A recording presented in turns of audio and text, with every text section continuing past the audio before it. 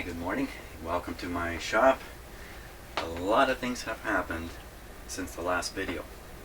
I am posting these videos the same day I do the work for this radio. I'm trying to get them out there for those of you who are really following along carefully, so you can literally participate with me in solving the problems with this radio. And frankly, most of the problems with this radio are the result of what I did with it a few years ago. A bit of a lackadaisical approach to things. So, well, you see my 966 Stark tube tester sitting out there, and that's what we're going to do today, is some more tube testing. And the reason for this is very strong encouragement from a couple of my viewers, one in particular, continually suggesting that the tubes I'm working with are gassy, especially the output tube, the 6V6. And wouldn't you know it, my tube tester here has a facility for detecting gas problems in tubes. A qualitative way of doing it.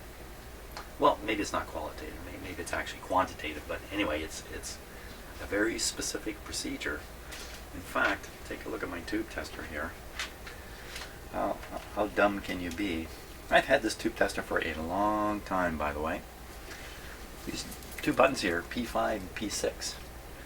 This one's labeled gas 1 and this one's labeled gas 2. Every time I look down at this tube tester and I see that, I think this is for some kind of specialized gas containing tube, maybe like a voltage regulator or something like that. And for some tubes you use gas 1 and for some tubes you use gas 2 to do the testing on those very unusual tubes. I don't even know if such tubes exist, to be honest with you. No, that's not what this is at all. And you know, I did read the manual. We're going to take a look at it in a minute, but I did read the manual for this guy quite a long time ago. And I guess I just breezed through the gas test part, and I've never given it any serious consideration. But because of the continual prompting from one viewer in particular, I have finally kind of woken up to the idea I better pay more attention to gas problems in the tube. And what gas are we talking about? As far as I know, it's just air leaking in. Could be so slow it's almost molecule by molecule, or I don't think it's some other gas developing inside the tube from the breakdown of the tube components, but it could be. I don't even know for sure what the gas is that we're testing. So that's what we're going to do today. I'm going to put a bunch of 6V6s through here. We're going to run the gas test. It's fairly straightforward, so I'm kind of interested in doing it. At the end of that, I will be comfortable in doing gas tests. I'm liable to do them almost all the time going forward, because it seems like it probably is a wise thing. So, although I needed quite a few kicks in the rear to get to this point, thank you, Mr. Viewer, and you know who you are, for having done that. But let's just see if in the end it's really worthwhile. I'll take a pop. Let's pop over to the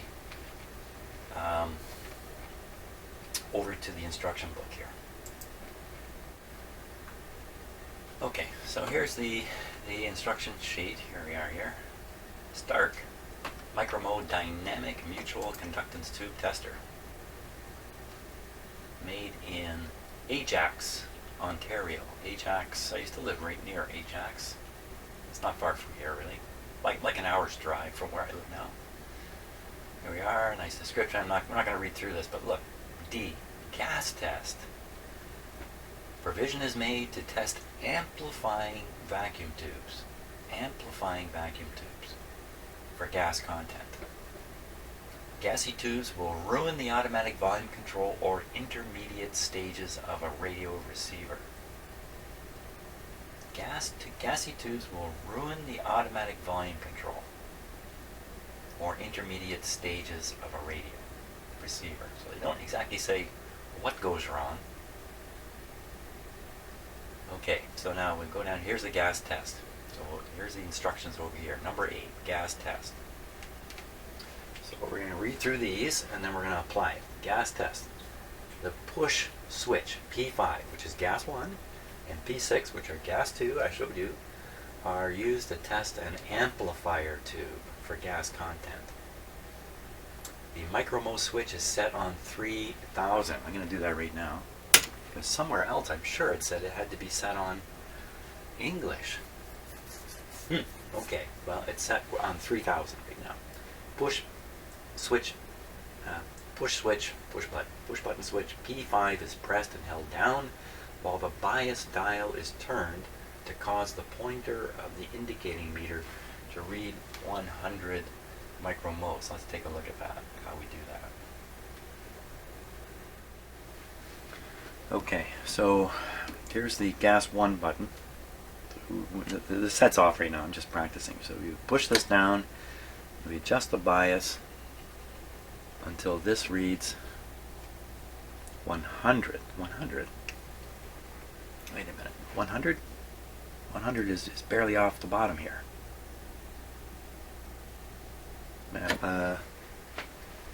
Bear with me a sec while I just pop back and take a look at myself. See, 100 micromoles. Bias dial turned to cause the pointer of the indicating meter to read 100 micromoles. Micromoles. Wow, well 100 is just barely up. It's just barely off here. Really? That's hardly going to be visible. I don't know how else to interpret what it said. Okay, well we're going to try it. P5 is held down and P6 is pressed. So now you have both those buttons pushed down. Here's the big deal. If the tube contains gas, the meter pointer will move upscale. If the pointer movement is not more than one small division of the scale, the gas content is satisfactory. Well, I'm gonna have to put a close-up camera on there to really see this. Okay, that's what I'm gonna do, in fact. Okay, so let's make sure that I think this is set for 6V6. I think it's the last thing I did, but let's just double check here to make absolutely sure. 6.3 JR 53475 5347 with a 2 at the end. 21 on the bias, although when we do the gas test we fiddle around with this control. 85 in the English. Okay, and now this tester gives two GM numbers, two mutual or transconductance numbers, 2330 and 3700. 3700, I believe, is the reading you should get on a brand new tube. But I notice I'm saying I believe. That's my way of saying I don't know. Okay, so here we go with these tubes. Let's start off with, let me get my chart here from the last time I did these. This thing you see hanging here, this is the close-up camera hanging above the meter, so you're going to get a good look at the meter while we're doing this. That's what it's going to look like. Okay.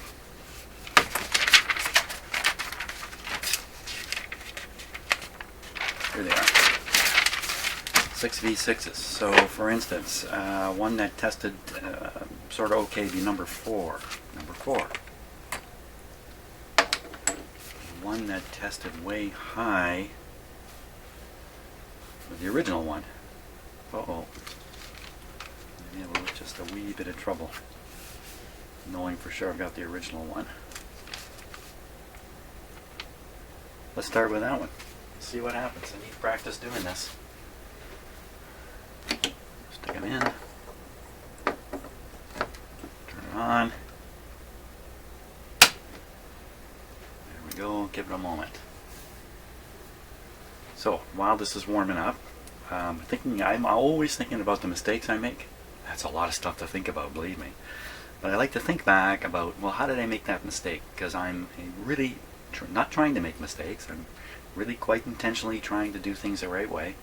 Maybe not with enough gusto as maybe I should, but when I do make mistakes, I like to look back and go, well, how did I ever get into this state? And even that is an interesting journey for me sometimes, and kind of troubleshooting myself at that point. When I was in college, I was working away in the classroom there, head down, working, and the instructor at the front stopped us out of the blue and said, everybody, look at this. And he was holding up a multimeter. I've told this story before, but it's really worth hearing this, and I think it applies in this case. He held up just a multimeter, just a meter back then. This would be 1977, 76, 77. He goes, guys, do you know what's wrong with this meter? And I'm like, I don't know, it's just one of the meters in the classroom. And so a couple people took some wild guesses. He goes, no. That's wrong with all these meters have this problem. And we're all looking at each other, what is he talking about? And then he comes out and tells us, the problem with the meters is you hook them up and they give you a reading. Okay, so at this point we're thinking this is the last day for this instructor because obviously he's lost his mind. That's what the whole meter's for. And then he said it again. He goes, when you hook up this meter, it's going to give you a reading. And I think a few of us started getting what it is he's saying. What he's saying is, you hook up the meter wrong, it still gives you a reading. So it's not the meter that's doing the thinking, it's the guy with the test probes that's doing the thinking. And I got it for sure. Well, apparently I don't follow it, but I got his message. And it very much applies all over the place, and it goes back to my word of the week. Where did I write it? My words of the week. Confirmation bias.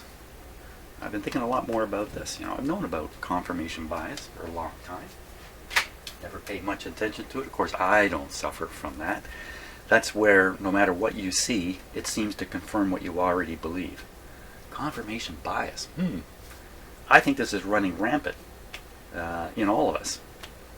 Much more than we realize. We're not supposed to realize it, right? That's autopilot from the brain taking care of us, trying to, not let us get bogged down and keep us moving forward in life and getting things done. So we can't be stopping all the time and thinking about everything that's presented to us when we're trying to get something done, right? So our brain helps us reject a lot of stuff. And one of the things that helps us reject are things that are discouraging us or complicating our journey forward. Great brains. That's why we get stuff done and don't spend all day going, which is kind of what happens to me in this shop a lot. So, okay, confirmation bias here was, and that other thing about hold up the meter, it always gives a reading. Look, the tube tester always gives a reading. And it's up to the smarts of the guy operating it to really understand it. And as a couple of you have noted, these things look really precise, but certainly like any old vintage machine, there's nothing too precise about it, even in the day when this came off the factory floor. The precision, and they may have had it at that time, may have been very precise and accurate. That goes away after a while, but the instrument continues to read. Okay, things have got to be warmed up, so we're all anxious to do a gas test here, but first, let's give it the regular test. And first we're watching the short light here. No shorts. Okay, P4 will give us a GM reading. What scale am I on here? Should be on the... So 3700 is the top reading, and that was on the 3000 scale, so it went right over. So here we are. See, it's coming right up, right around, I'd say 35. Let me flip the camera here over so you can get a good look at it. Now push the button again. So what are we seeing there? We're seeing 32, 34. And the low is 23 and the high is 37. Or maybe not the high, but the brand new reading would be 37. So now I have no idea the calibration of this meter, and I shouldn't really say that. I mean, I've gone through it. Calibration of the tube tester, rather. I have gone through it. I think it's in good shape. But my experience with it is good. So if you told me this tube tester is way out of whack, I'd say no, it isn't. It may not be absolutely accurate, but it's not way out of whack. Time for the gas test. So push P1, fool with the bias, make the meter read 100, which is tough. Push the other one down with it. Does the meter go up? If it does it go up more than a division? If it does, tube is too gassy to be used, according to the Stark people. So let's try it. How much you want to bet it goes down in my case? I won't know what to do. So I'm just going to let you look at the meter here. So first, gas test 1. Oh, on the 3000 scale. Good move, Jim. Okay. So there we go. So I'm turning the bias, bringing this down to 100. Okay, that's 100. I will now push the other button. Absolutely nothing happened. I didn't want that. That's not what I'm looking for. Don't do nothing. Do something. Oh, now I don't know.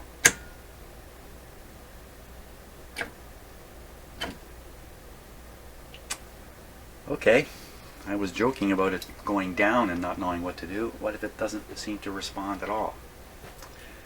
That's, I think that says either the tube is fine. The tube tester is bonkers. I'm not doing it right. Either. So that was number 4. Number 4 is good. Let's try number 2 here. What did number 2 come out last time? Number 2 came out on this tester at 3,000. Interesting to see if you can repeat these tests exactly. Excuse me. Okay, on the GM test, there we go. Pushing the big red GM button. Oh, what happened? Nothing at all happened. What? Oh, the bias is way off. Bias is way off. I turned the bias. Bias back down to 21. Oh, let's try it again. Wow, right over. That's on the 3,000 scale. So there we go. So you see it's coming right in at 3,000. Sinking a little lower. Gas test time. Okay, so I'm pushing gas 1. I already turned the bias here a bit. Setting to 100. I'll have to get an actual gassy tube and try that. Here we go. Number 2. It did move. It moved up. Let go. Or did it? Did it? Okay. So we're just pressing 1 now. Here comes 2.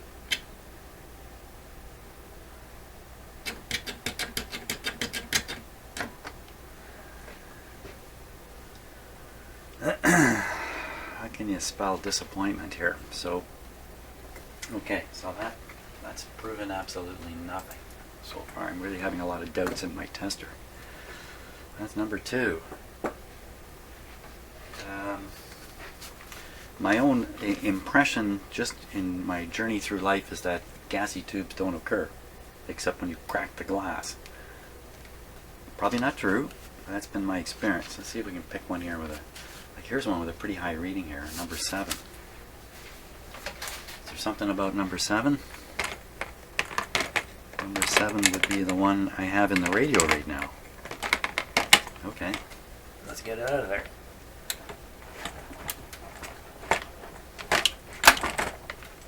Yeah, number 7.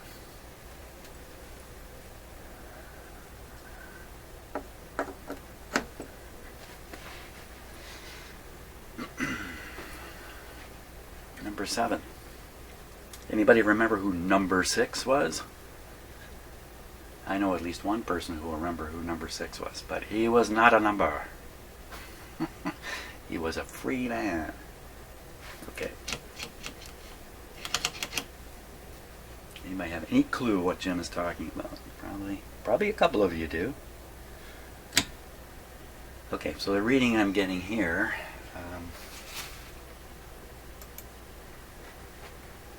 very similar to the last one, right around the 3,000. I wrote down 4,000. 4,000. Why would I write 4,000? I don't know. It's coming out at 3,000. I don't like that kind of stuff. Okay. Oh, I know why. It's because it's actually, so this is the 3,000 scale. Right over. This is a 6,000 scale. So it's still coming back around 3,000, isn't it?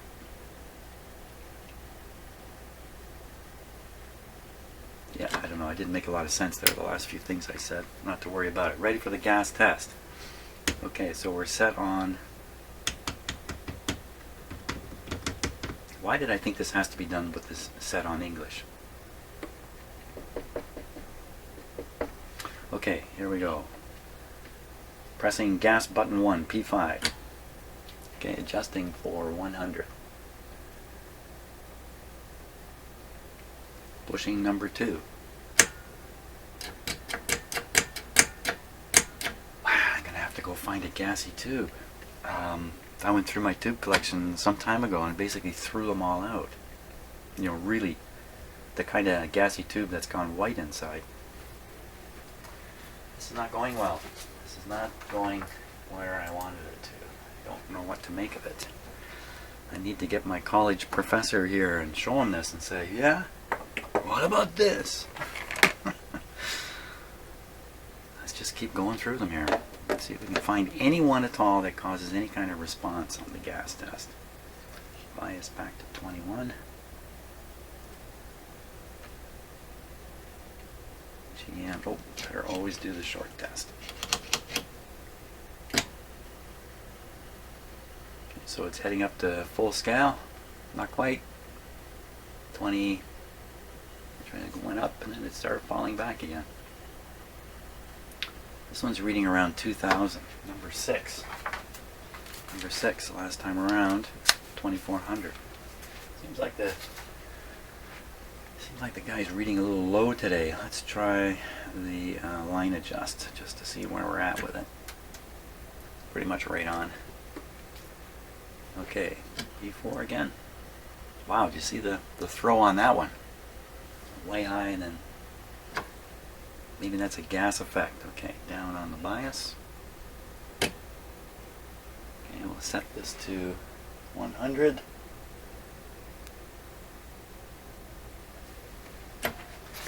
Okay, and now so let's gas 1, 100, gas 2.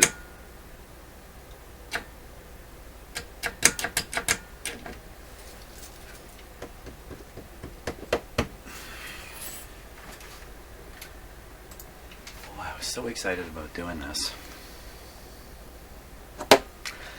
Last night in the evening I spent almost 2 hours staring at the schematic for this radio, and I made a lot of discoveries, ways I had not really understood how the radio was wired, and the mysterious capacitor. I don't know if you can remember, very early on I cut out a capacitor that seemed to be there for no reason at all.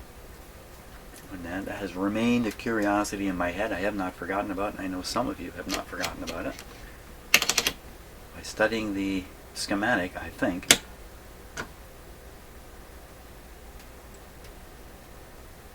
I found the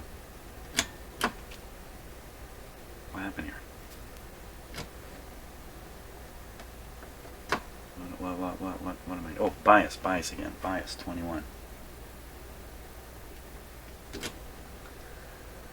Ooh, this guy tests bad. Why so bad? What did I write about him? This is number 8, tube number 8. Ooh, 300, 400, big X on it. Okay, so we got a tube that's bad for some reason. Let's do the gas. Let's do the gas thing. I could always crack one of these tubes, you know, let gas in and test it up. I guess if I really got concerned. Okay, gas 1. Set to 100.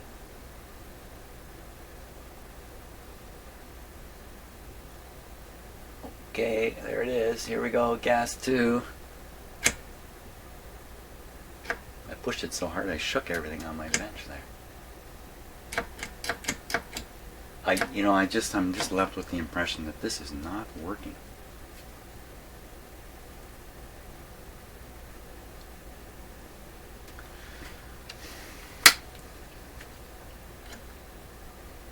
Put the meter onto English. Let's adjust it for 1 again.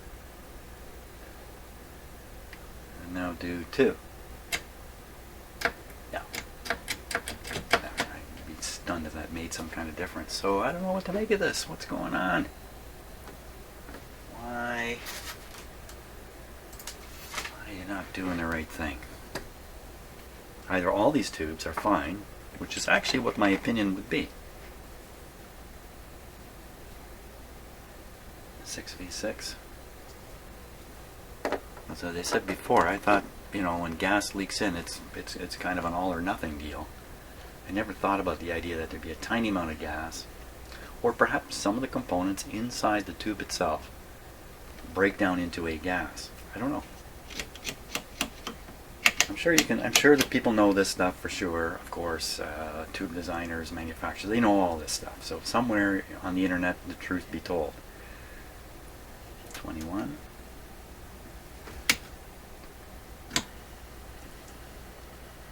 So this guy is coming out at 3000 scale. It's coming out at about 23, 2250, 23. No name tube. I got him at 25 here. 25. Okay. Gas test this puppy.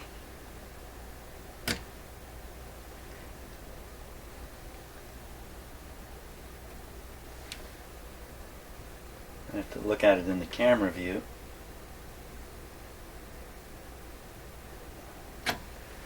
Get it close up.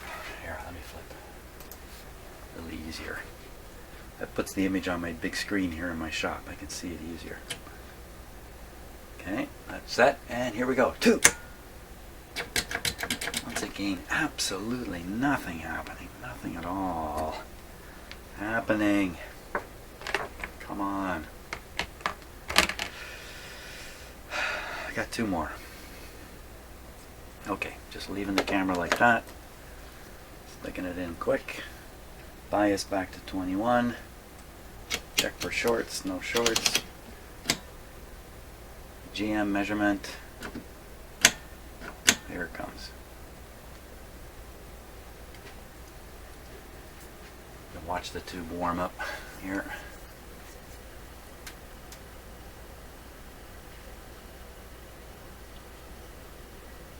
Went up over 3000. This is tube A. Last time around it was 36. Let me change the meter scale. So we're a little shy of 36. So for some reason today everything's reading a little lower than what it read last time around. Okay, 3000 scale. P1.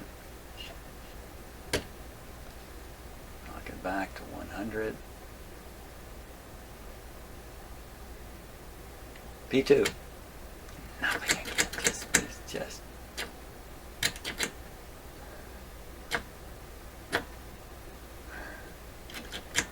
That's P2 by itself. I got, or gas 2 by itself. I got bold enough to push it.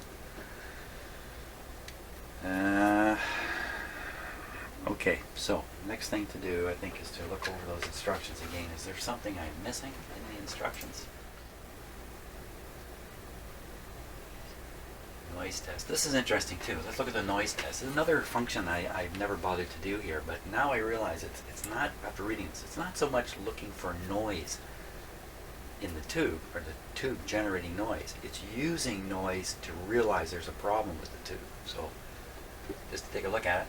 Short test circuits also used in making noise tests from vacuum tubes. Connections are made from the noise test jacks to the antenna and ground post of any radio.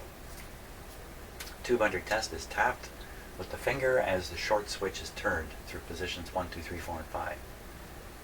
Intermittent disturbances, which are too brief to register on the neon lamp, will be reproduced by the loudspeaker as static.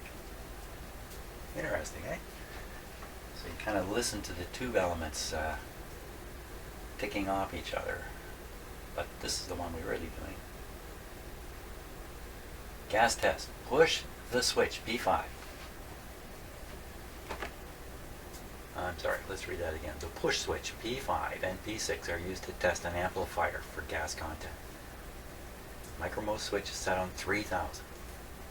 Push switch 5 held down, bias dial turned to cause pointer 100 micromoles. P5 is held down and P6 is pressed. If the tube contains gas, the pointer will move up.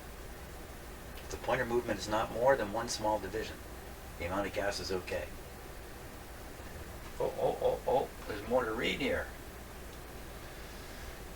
Note, with some tubes, such as the Type 45, the micromole reading cannot be brought down to 100 by turning the bias dial. In such a case, turn the bias dial to 100.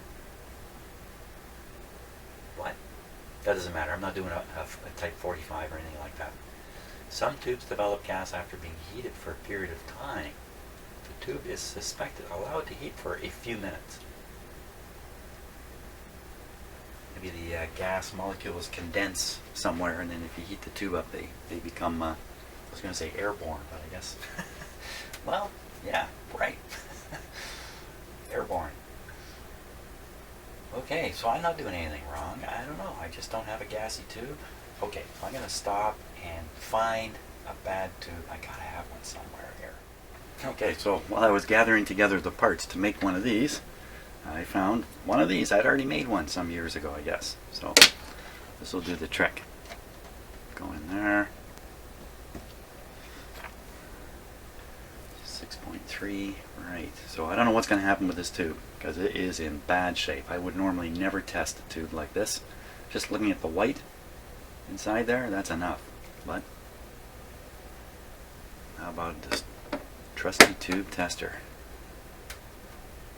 The fuse is lighting up a little bit.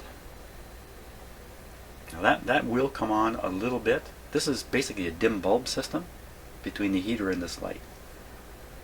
That's really what it is. Let's put on this guy. Everything is set. Double check, Jim. 6.3 JR, did I already double check? Triple check. 50475 0470, right? 50, right? 87, okay. Why am I so scared to put this on here? So I think I'm applying plate power for the first time, and I'm doing it like this. So let's switch the unit off, put it on, switch on. Anything happening? Anything happening? Fuse happening? Nothing happening. Okay, seems good. Short test. Now this is almost certainly going to fail the short test. So you know what? If it fails the short test, I can't do the gas test. No failures. If you notice, the short light is not flashing, which means, in my interpretation of that, is no charges are building up in this tube. And I don't know why. Gas test time has come. That's right. That's right. Okay, here we go. No response at all on the meter. I'm not getting anywhere. I picked a tube that's too sick. Too sick for the test. Phooey, just getting nowhere here.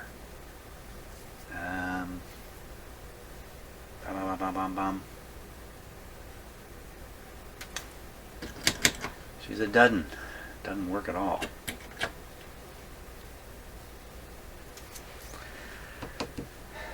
Tube is too sick. He's too sick a patient. The hospital can do nothing about him. Okay. Great thing is I found this little connector. Hang on to that. I think I'll put this one right back in the garbage. What am I going to do here? You know what I'm going to do? I'm going to have to say the gas testing thing is either one of two things happening. One, my instrument's not working at all. It's just not doing the job.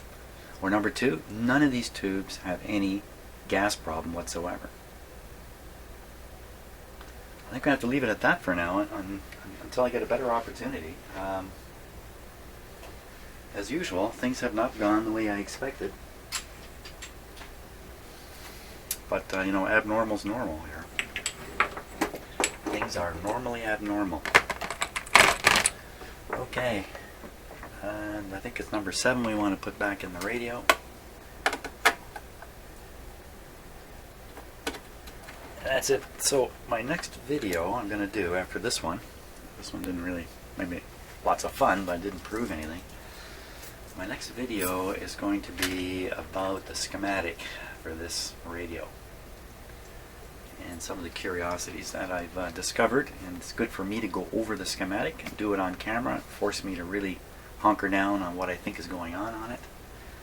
And it's going to direct me, when you see what I've discovered, it's going to point directly to why this guy's a Hummer. And it's not a particularly happy story for Jem.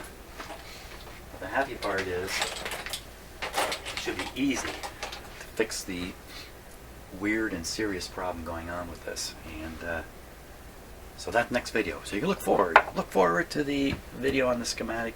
For now, I'm done this.